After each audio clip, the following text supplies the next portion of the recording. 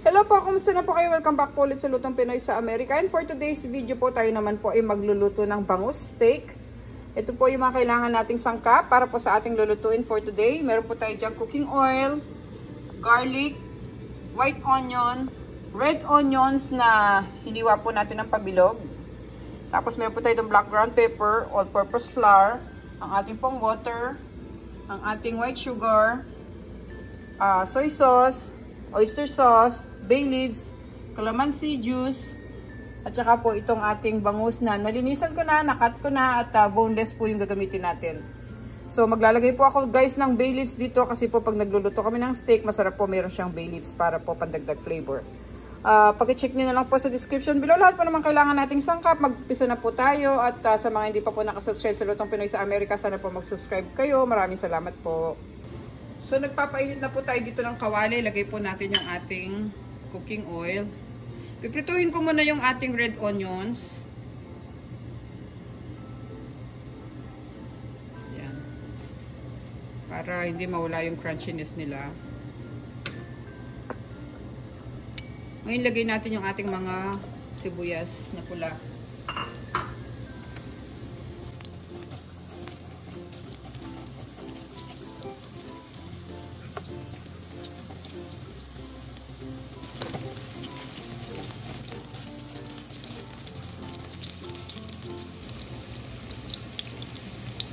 Ngayon pwede na natin sila tanggalin. Lagay natin sila sa paper towel.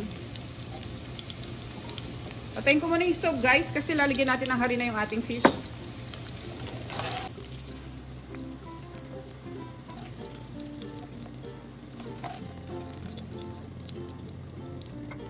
Dito sa ating bowl, buhos natin yung harina.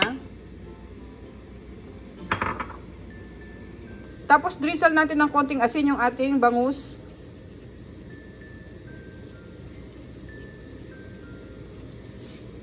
Kabilaan.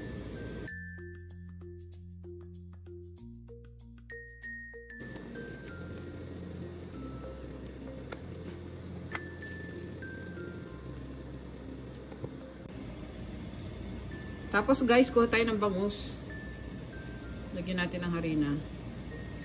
Para hindi sila matalsik mamaya pag pinirito natin.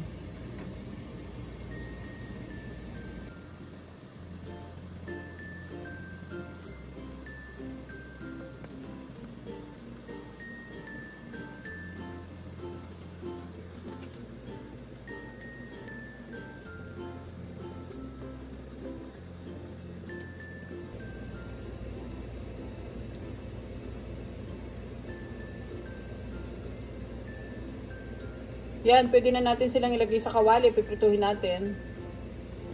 So, buksan ulit natin yung stove. Dito na lang tayo magprito sa parehong kawali.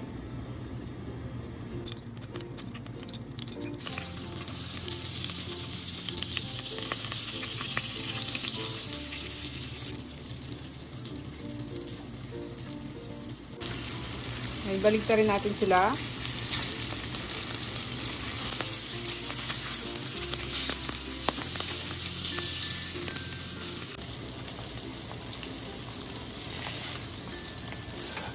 Pwede na natin sila tanggalin.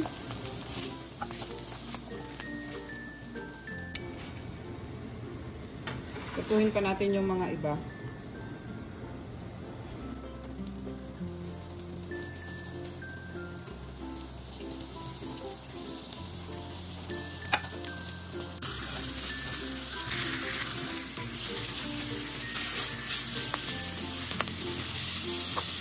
Ngayon guys, pwede na natin silang tanggalin.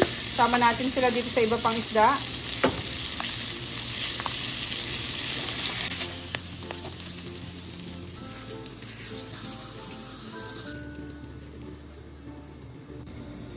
So, bago tayo magluto ng ating sauce, paghahalu-haluin muna natin yung ating tubig. Soy sauce. Para isang buhusan na lang tayo mamaya. At saka itong ating calamansi juice. Oyster sauce.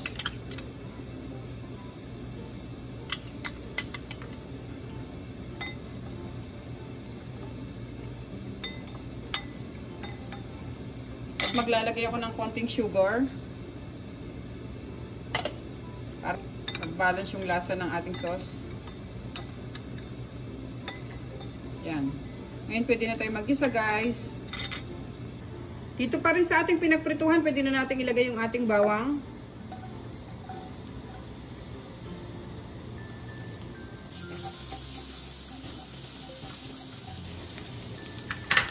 Lagyan natin sibuyas.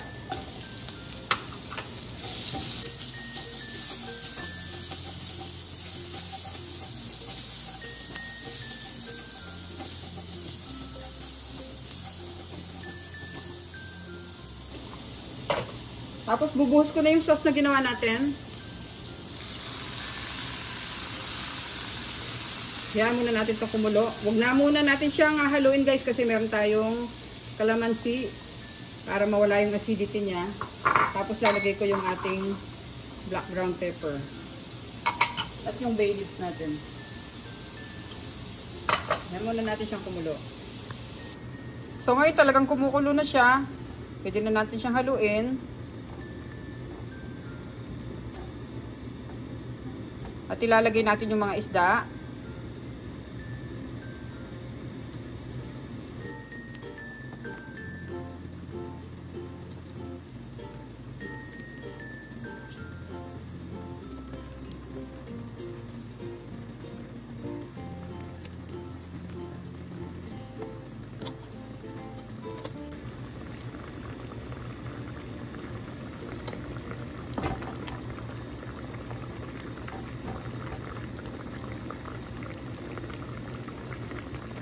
Tatakpan muna natin sila guys para maluto pa yung isda natin at saka mag-reduce ng konti yung ating sauce. Lalagay ko yung takip. Pakuluan natin sila ng mga 2 to 4 minutes.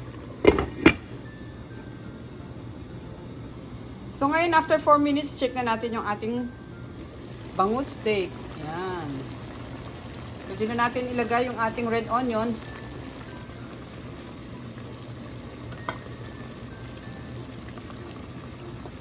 Yan, lumalapot na rin yung kanyang sauce. So, hayaan lang natin siya ng mga 1 minute pa kumukulo. Pero hindi na natin siya tatakpan. Okay? Hindi na natin sila masyadong inahalo para hindi sila maturog.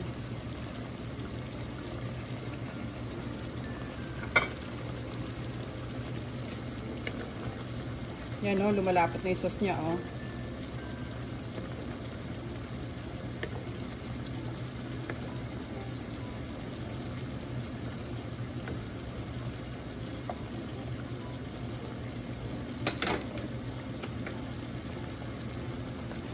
Ngayon guys, pwede na natin siyang i-off at ilalagay na natin siya sa ating serving plate.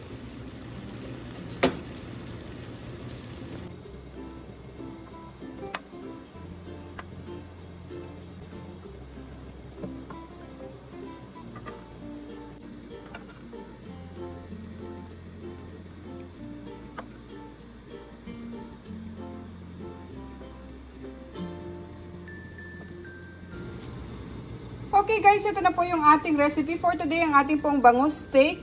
Napakasarap po nito guys, napaka-healthy pa, pwedeng-pwede po sa mga bata. At maraming salamat po ulit sa panonood. Sana po mag-like and subscribe kayo sa Luto Pinoy sa Amerika at pakicheck nyo po yung other videos namin. Marami po kayong makikita masasarap na recipe doon. Thank you so much guys. Ingat po tayong lahat. Salamat po sa lahat ng mga sumusuporta sa Lutong Pinoy sa Amerika. Na-appreciate po namin kayo guys. Sa lahat po ng mga bagong dalaw po dito sa aming channel, sana po mag-subscribe kayo. Thanks so much po guys. Ingat po tayong lahat. God bless po. Ito na po ang ating recipe for today. Ang ating pong bangus steak. Thank you po.